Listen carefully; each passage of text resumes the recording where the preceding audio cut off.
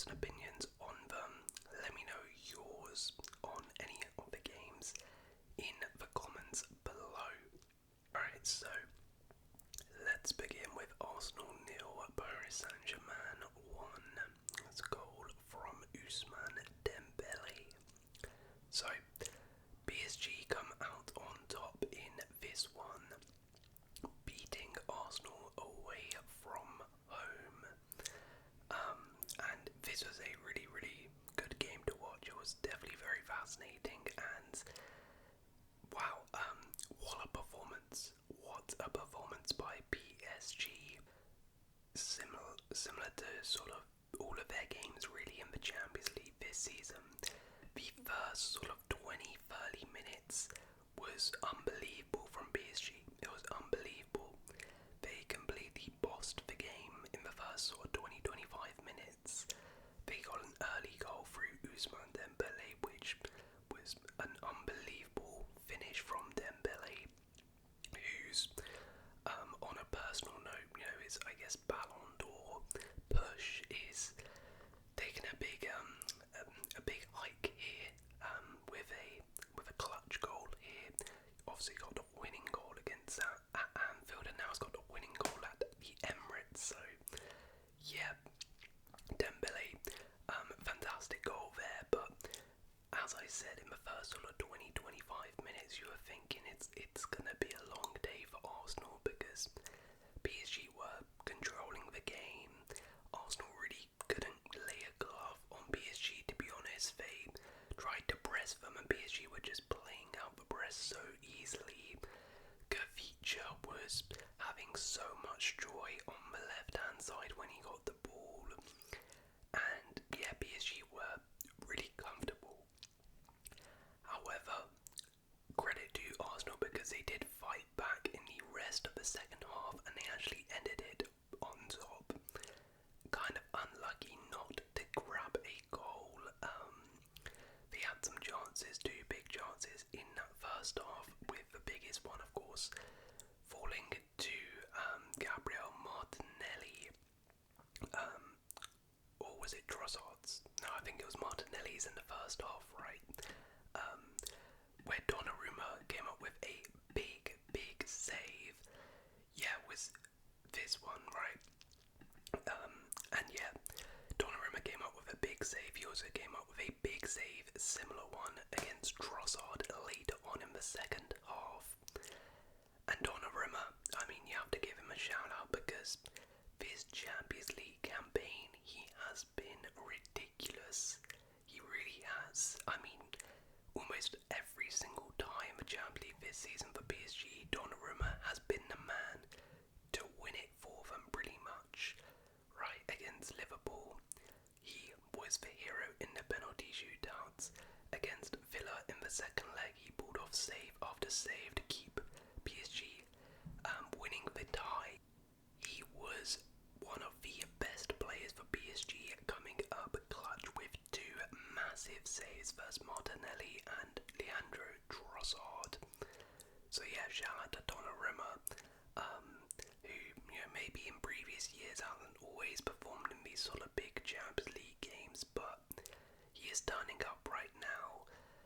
That being said, from an Arsenal perspective, Martinelli and Trossard should be scoring those chances.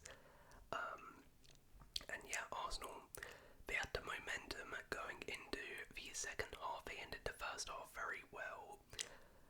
They got an early goal, which of course was ruled out for offside, but I thought the second half was quite underwhelming from an Arsenal perspective.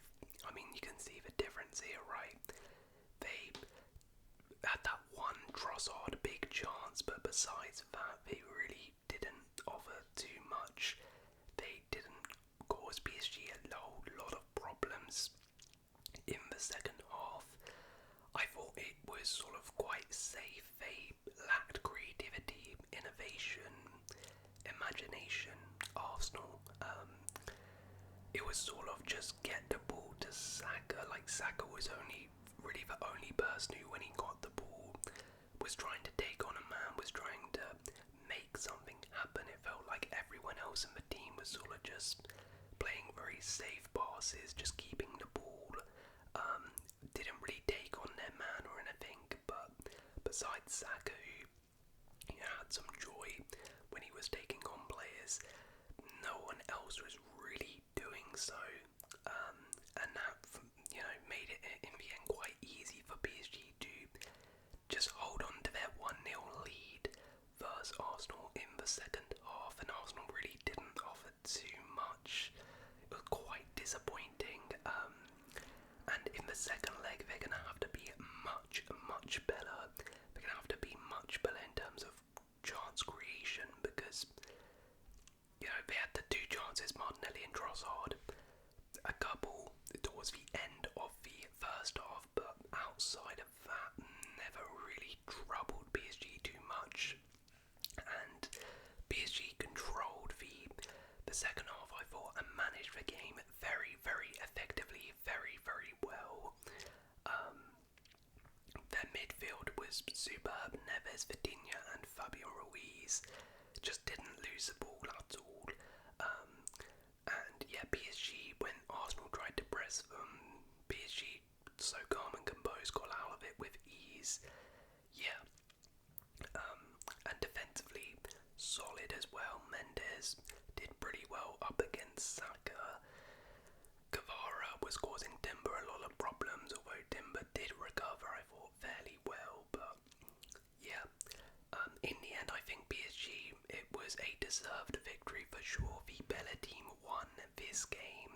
They maybe even could have had a second with Ramos and Barca off the bench having some chances, but I think Arsenal are going to have to massively improve in the second leg if they want to progress, and they're going to face a big uphill challenge, because not only do they have to massively step up their game, but they are of course now trailing and going away from home, so it's going to be really difficult for Arsenal. But the tie is of course certainly not done, but a really well assured performance from PSG. And the other semi-final was Barcelona 3, Inter Milan 3. Goes on Lamine Yamal, Ferran Torres, an own goal from Jan Sommer, Marcus Thuram, and a brace from Denzel Dumfries. Wow. I mean, this was one of the best games of the season so far. What a game. What a game. As a neutral, this was honestly so much fun watching this game. I absolutely loved it. It gave us fireworks, and in the end it ended 3-3. It really had everything you wanted in this game.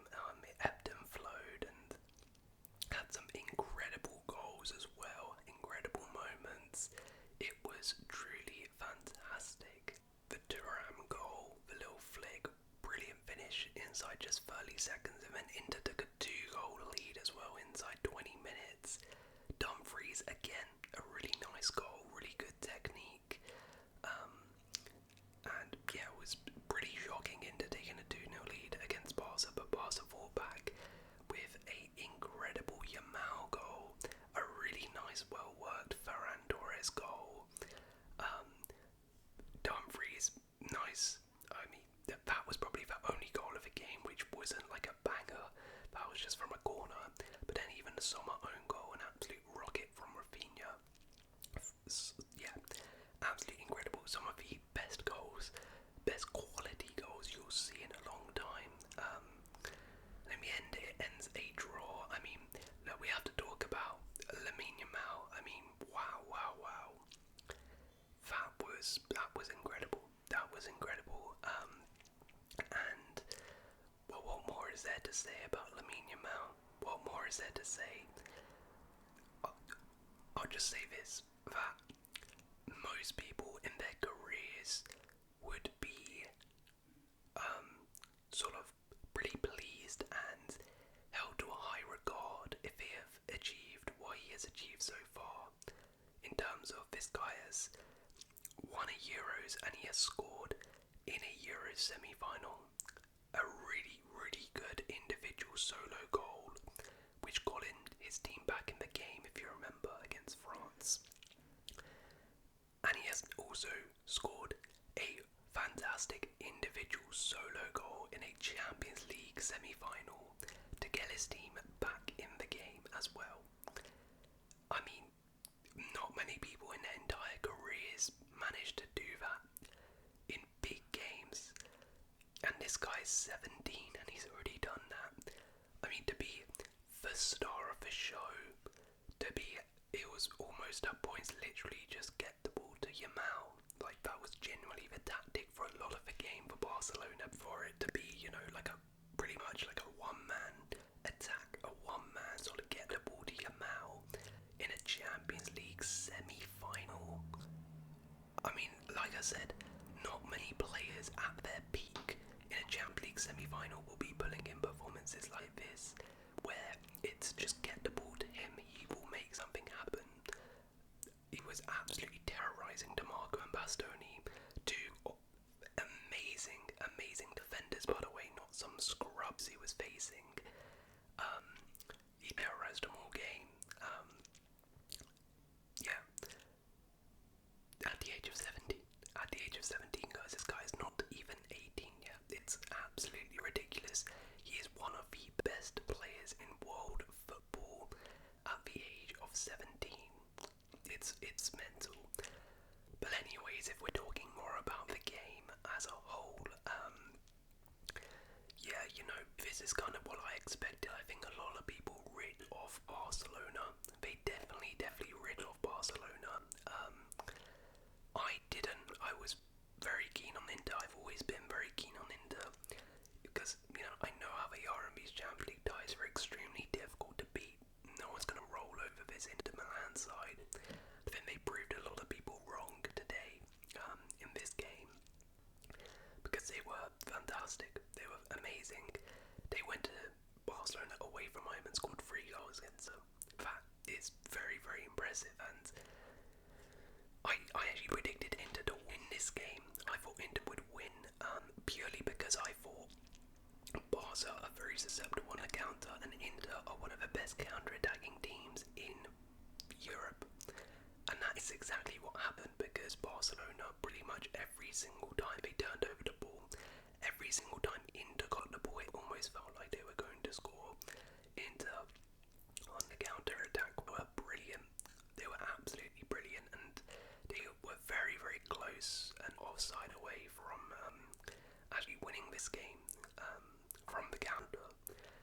Yeah, Barca, obviously that's how they play under Flick, and that's not going to change, but they were very, very fortunate that Inter, a couple times they messed up the counter, but Inter were brilliant on the counter, and that's why they scored 3.